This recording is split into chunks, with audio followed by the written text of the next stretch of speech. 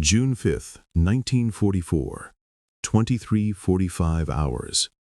A cramped, stale-smoking Nissen hut near the French coastline, blanketed by the oppressive blackout of a world at war.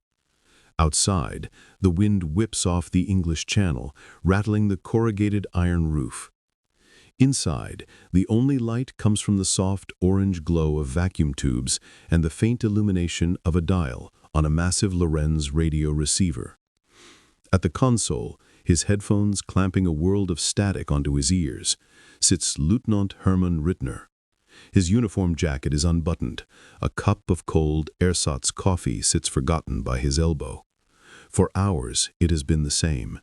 The hiss and crackle of the ether, the occasional routine traffic between distant German outposts. Monotony is his enemy as much as the Allies. Then, a signal. Sharp, clear, cutting through the white noise like a scalpel. His body tenses, his spine straightening from its slouch. His fingers fly to the fine-tuning dial, his eyes squinting as he scribbles the Morse code onto a pad. It's not the familiar, slightly sloppy fist of the British operators they've grown accustomed to.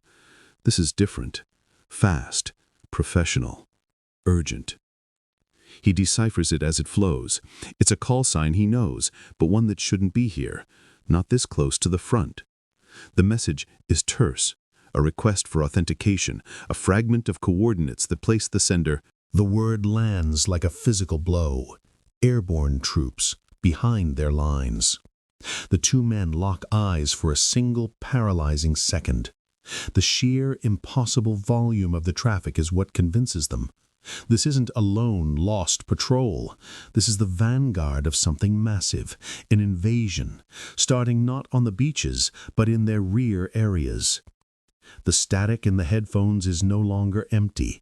It is now filled with the ghosts of 10,000 men, a phantom army materializing in the dark, its presence announced only by the frantic dance of a needle and the crackle of Morse code.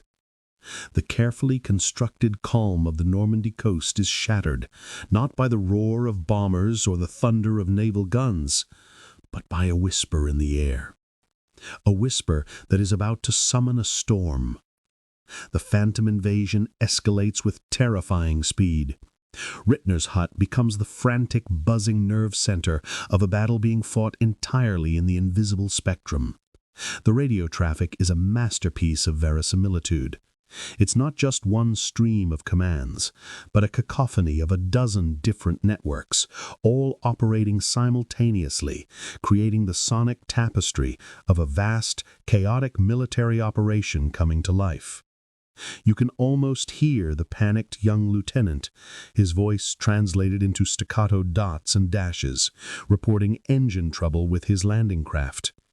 A few frequencies away, a seasoned sergeant major barks coordinates for a supply drop, his transmission cutting in and out with simulated atmospheric interference.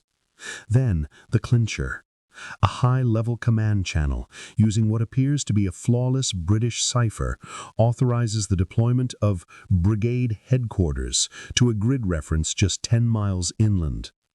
The messages are layered with authentic military jargon, correct call sign procedures, and even the subtle, habitual quirks of individual British operators they had logged over months of listening.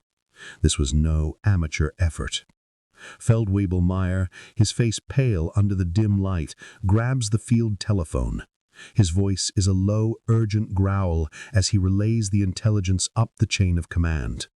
Confirmed multiple enemy regiment-level signals, airborne elements reported at Grid 42, breakout attempts expected at dawn. He paints a picture with Rittner's transcripts, a picture of a dagger aimed at the heart of their coastal defenses from behind. And the German war machine, honed for rapid response, swallows the bait whole. Within the hour, the night outside is no longer quiet. The deep-throated grumble of Panzer IVs firing up their engines rumbles through the ground. Headlamps, slitted for blackout, slice through the darkness as armored columns peeled off from their defensive positions along the coast and begin racing inland, toward the Ghost Army. Precious reserves, a battalion of grenadiers, a company of deadly 88mm flak guns, are rerouted.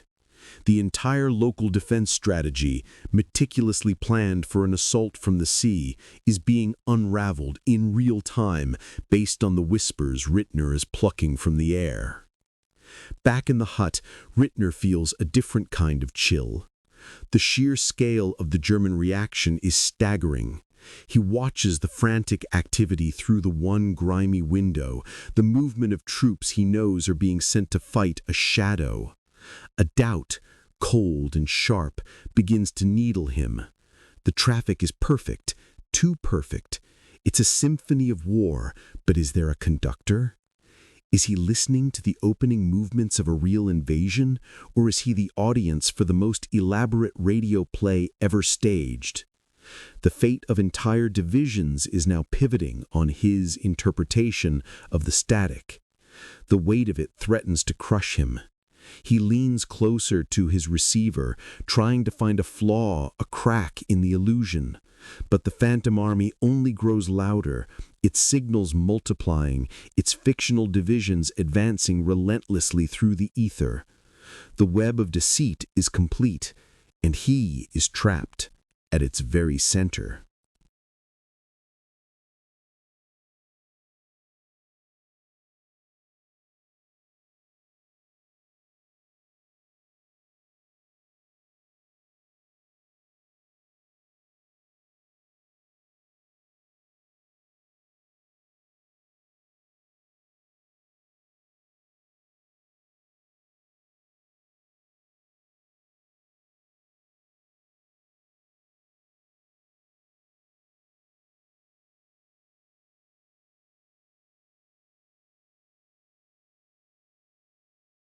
Dawn on June 6th breaks not with the roar of the Phantom Army, but with a distant, earth-shaking thunder from the west.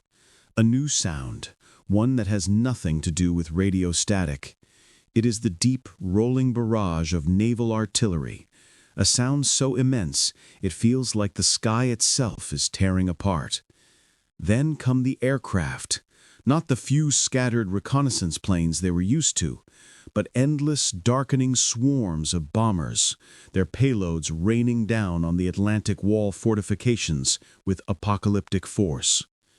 In the radio hut, the reality of the situation crashes down with the force of a 16-inch shell.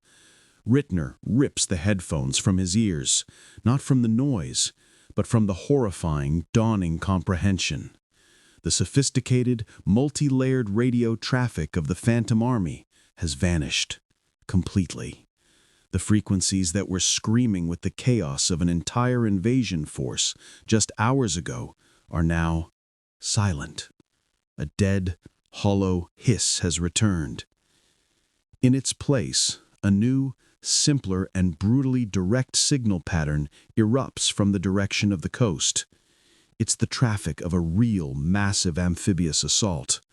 The messages are raw, fragmented, and frantic. Calls for fire support, casualty reports, landing craft hitting the beach. It lacks the theatrical perfection of the previous night's performance. This is the messy, chaotic, and horrifyingly authentic sound of D-Day. Feldwebel Myers stands frozen by the door, the field telephone handset hanging limp from its cord. The reports coming in are no longer from Rittner's headphones, but from panicked forward observers on the cliffs. They're coming ashore. Mein God, the sea is black with ships. The pieces snap into a devastating, brutal picture. They have been duped, completely and utterly. The elite units, the panzers, the flak batteries, all of it had been pulled away from the real invasion beaches and sent on a wild goose chase into the French countryside. The coast is now horrifyingly vulnerable. Rittner looks down at his transcripts, the pages that had seemed so authoritative just hours before. They are now revealed as worthless. A carefully crafted script designed to mislead. The professional traffic, the authentic quirks, all of it was a lie. A cold fury mixes with a profound sense of professional shame. He wasn't just listening to a ghost. He was the one who gave the ghost a voice, who gave it the power to move armies. He had been outplayed by a master. But who? The question burns in his mind. This was not the work of a single brilliant operator. This was an orchestra of deception, a symphony conducted from some distant, anonymous room in England. The sheer scale of the operation, the coordination, the psychological insight, it was breathtaking. The real invasion wasn't just a military force. It was an idea, a lie that had become more powerful than the truth. And as the real battle for Normandy begins to rage just miles away, a new, more personal battle begins for Rittner, the hunt for the architect of the Ghost Army. The hunt begins not with a bang, but in the quiet, methodical cross-referencing of a ghost. While the real war thunders in the distance, Lieutenant Rittner is buried in a different kind of battle, a paper war fought in the musty archives of German signals intelligence. He is a man possessed, driven by a need to understand the mind that so perfectly deceived him. The phantom invasion had a conductor, and he is determined to find the name behind the baton. For days, he sifts through piles of intercepted Allied transmissions from the past year. He isn't looking for grand strategic messages, but for the small, forgotten echoes, the faint, anomalous signals that were previously dismissed as procedural errors or testing. And then he finds it, a pattern, a specific, almost imperceptible fist, the unique rhythmic signature of a Morse code operator. It's a fast, flawlessly even cadence, like a metronome. He'd heard it before, buried deep within the cacophony on the night of June 5th, subtly guiding the flow of the false traffic. His search narrows. He cross-references this unique fist with prisoner-of-war interrogations and captured documents. The trail leads to a name that has appeared before, whispered with a mixture of frustration and respect. Captain Leonard Marshall, a former BBC sound effects engineer, recruited not for his knowledge of cryptography, but for his understanding of illusion. His specialty? Sonic deception. He was the man who taught radio operators not just to send messages, but to perform them, to imbue their dots and dashes with the personality of a scared private or a harried logistics officer. The revelation is a gut punch. Rittner, the trained military technician, had been defeated by a showman. He wasn't outcoded, he was outacted. The entire Phantom Invasion was a radio drama, and Marshall was its writer, director, and lead actor. The flaws in the traffic, the slight signal fade, the occasional repetition, they weren't mistakes. They were deliberate, carefully placed details to enhance the realism. The auditory equivalent of a stagehand rattling a sheet of metal to simulate thunder. Rittner leans back in his chair, the dossier on Captain Marshall lying open before him. He feels a strange, grudging sense of connection to this invisible adversary.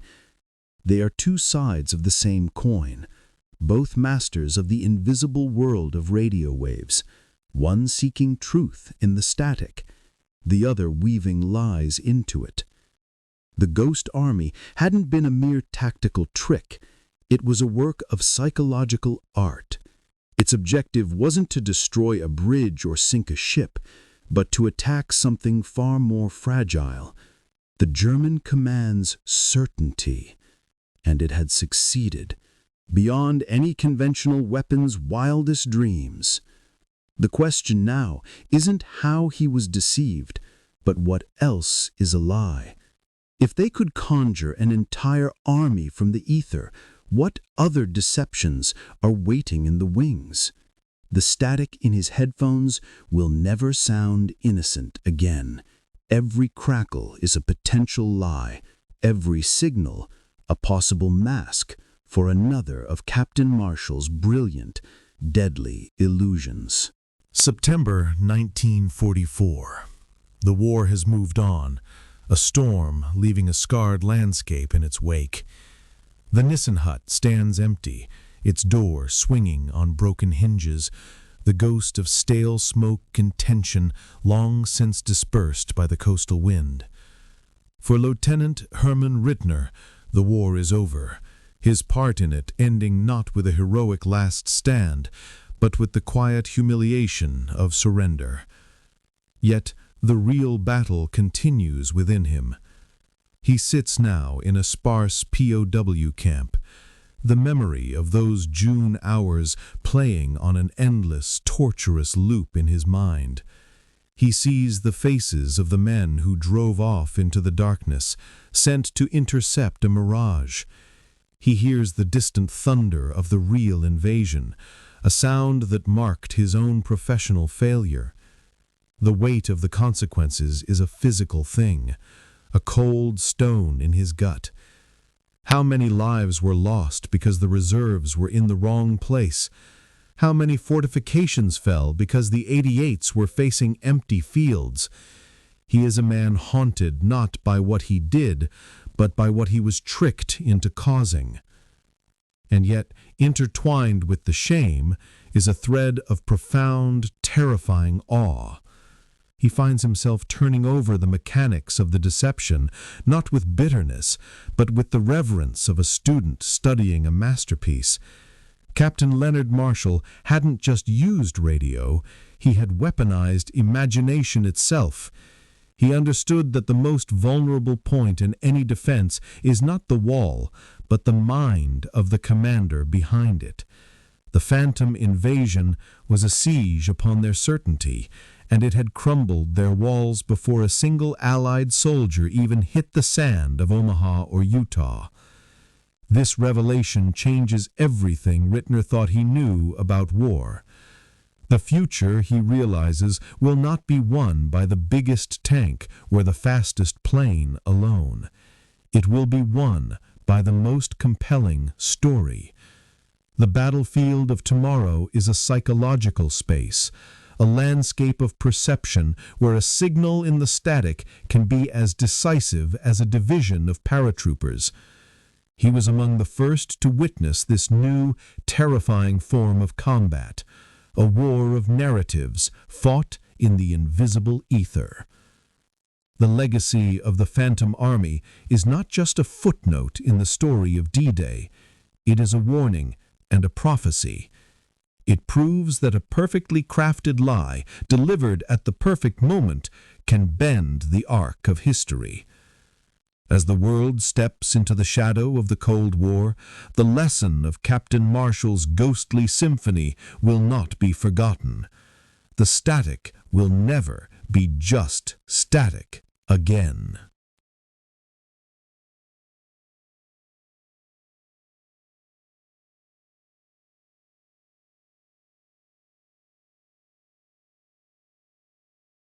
The clean uniforms, when reissued, felt alien. The coarse wool, now stripped of its ingrained history, scratched against Liesel's skin with a bland, impersonal hostility. It was no longer her uniform. It was a prisoner's garment, sanitized and anonymous.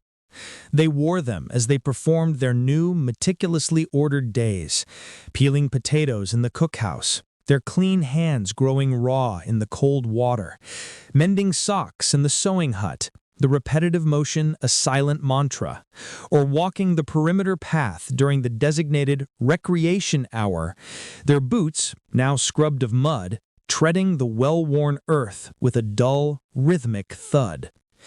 It was in this new, clean silence that the past began to speak, not in shouts, but in whispers.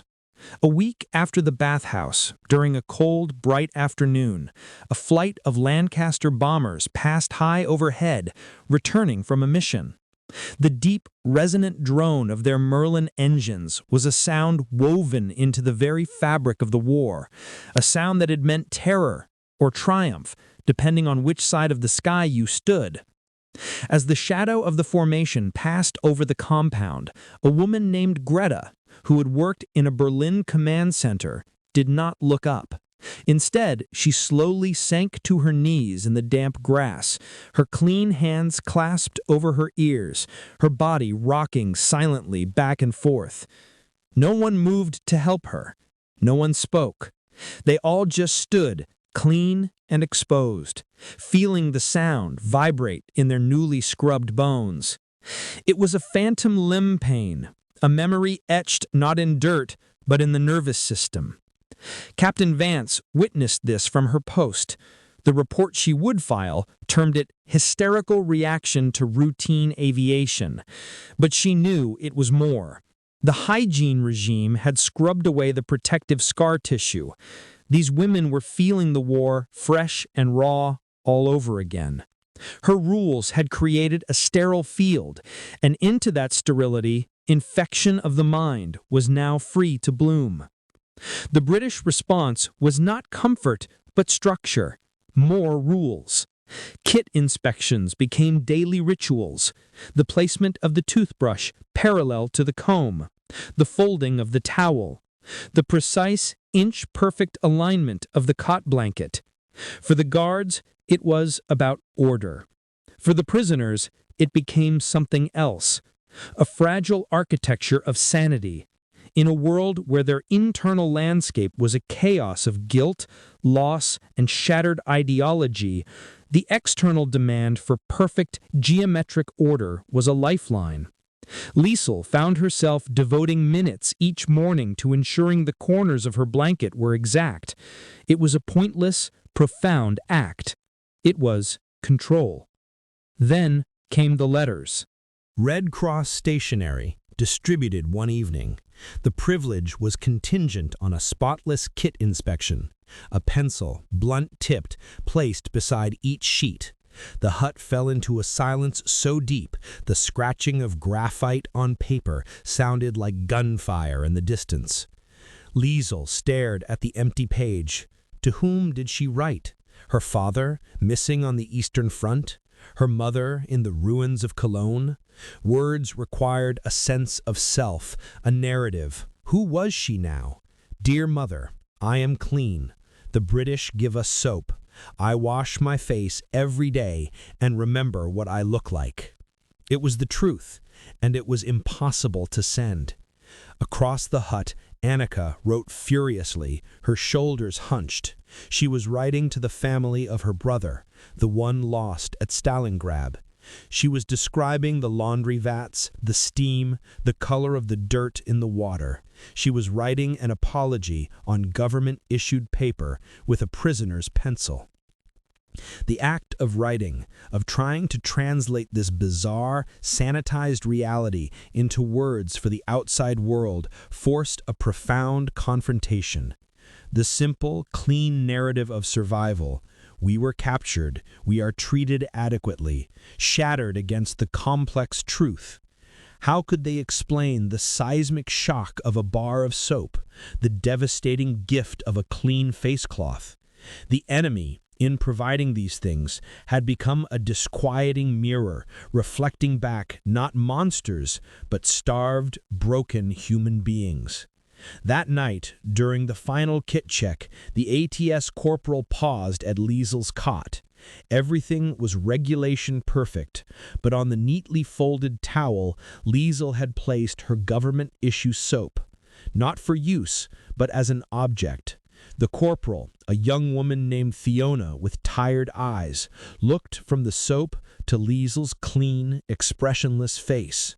For a fleeting second, the professional mask slipped. She gave a barely perceptible nod, not of approval, of recognition. It was the most dangerous frontier yet, not between captor and captive, but between one human being and another, glimpsed through the barbed wire of circumstance. The British system, designed to decontaminate and control, had inadvertently created a space where the most basic human transactions, a nod, a shared glance over a bar of soap, carried the voltage of a moral lightning strike. The women of Camp 186 were no longer overwhelmed by hygiene rules. They were navigating them, using them as a ladder out of the pit of sheer survival. But with each rung climbed, the view became more terrifying. They were emerging into the bleak, clear air of aftermath. They had their cleanliness. They had their routine. Now they needed a reason to use them, a future to be clean for. And that was a supply the quartermaster's corps could not provide. The Fenland spring turned wet, a slow thaw that seeped up from the ground rather than descending from the sky. The compound became a quagmire, but a different one. The mud was fresh, seasonal. It was not the permanent, ingrained filth of a collapsing world. It washed off. That was the new, fundamental truth. It washed off. The transformative shock of the bathhouse had settled into a quiet revolution. The prisoners moved through their days with a weary clarity. The British, for their part, began to shift their stance almost imperceptibly. The ATS orderlies no longer simply watched, they occasionally demonstrated. The most efficient way to starch a collar. A trick for darning socks so the mend didn't chafe. It was not friendship. It was the professional respect of one corps of women who had endured a world-ending war to another, stripped of ideology and rendered down to the raw material of endurance. Captain Vance approved a small, walled garden plot. The request had come from Hedvig Kohl, the former telephone operator, who had cited, quote, horticultural therapy from a pre-war magazine. The seeds were leftover vegetable packets, potato eyes, hardy beans. The work was brutal on clean hands, returning dirt under the nails, but it was a different dirt. It was earth, not grime. It was for growth, not destruction. Liesel found herself on her knees pressing a shriveled bean into the cold soil and felt a jolt of purpose so sharp it was like pain. She was not just maintaining herself anymore, she was tending something. This was the final unspoken stage of the British hygiene protocol. It had moved from the reactive to the constructive. First, you strip away the decay. Then, you impose order. Finally, you provide a channel, however small, for creation. The garden was an answer to the question their clean, haunted eyes had been asking. What now? The answer was mundane, achingly simple. Now, you grow beans. News from the outside world began to filter in, not through official briefings, but through the guarded, offhand comments of the guards. The full, horrific scale of the camps at Bergen-Belsen, just a few hundred miles away, reached them. The news landed in the clean, orderly hut like a bomb made of silence. The women, scrubbed raw, sat on their precise cots, absorbing it. The monstrous industrial evil revealed was in a different universe from the world of starching collars and garden plots, yet they wore the same field gray as those who had served it. For Liesel, the guilt did not arrive as a crushing wave, but as a quiet, cold vapor. It seeped into the clean spaces the soap had made. She looked at her hands, hands that had washed uniforms, planted seeds, and wondered what they had truly been a part of. The British soap had restored her dignity, but with it came the unbearable weight of individual responsibility. She was no longer a speck of grime on the great, dirty machine of the Reich. She was a clean, thinking woman who had to find a way to live with what her nation had done. One evening, during a kit inspection, the young ATS Corporal Fiona found Liesel's government-issue soap. It had been used down to a thin, elegant wafer, translucent at the edges. It was a life in miniature, a record of daily reclamation. "It needs replacing," Fiona stated, her tone automatic. Liesel looked at the sliver of soap in her own palm. "No," she said, the word coming out firmer than she intended. "Not yet."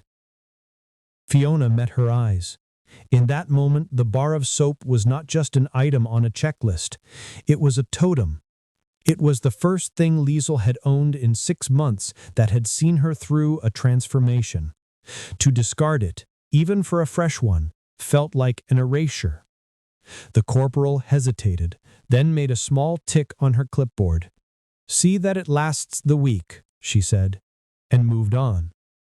A rule bent, not for comfort, but for meaning. This was the frontier they now inhabited, not a prison of wire and guard towers, but the vast internal landscape of peace. The British had given them the tools to rebuild their bodies and their days, but the architecture of the soul was a personal, lonely construction. The soap had been the first brick. The final scene was not dramatic. It was a Tuesday. Rain pattered softly on the Nissen hut roof. Liesel sat on her cot, her kit laid out perfectly before her. She took her face cloth, dampened it at her wash basin, and picked up the fragile sliver of soap. She worked up a lather, not for necessity, but for ritual. She washed her face, the familiar scent an anchor in the uncertain present. She was clean. She would be clean tomorrow. The war was over. The work of being human, however, had just begun. She gazed at the cracked mirror.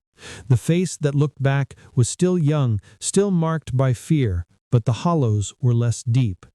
There was a light, not of happiness, but of awareness in the eyes. She was not overwhelmed. She was present. She was a prisoner. She was a woman. She was someone who remembered the feel of dirt and the miracle of its absence. Captain Vance, closing the camp log for the evening, wrote her final entry on the subject. Hygiene standards are consistently met. The prisoners demonstrate a sustained understanding of the rules. The initial period of adjustment is concluded. She blotted the ink, her own hands clean, her own uniform crisp. Outside, the watch changed. The war was in the past. The future, for everyone, was an unissued bar of soap waiting to be used, one day at a time.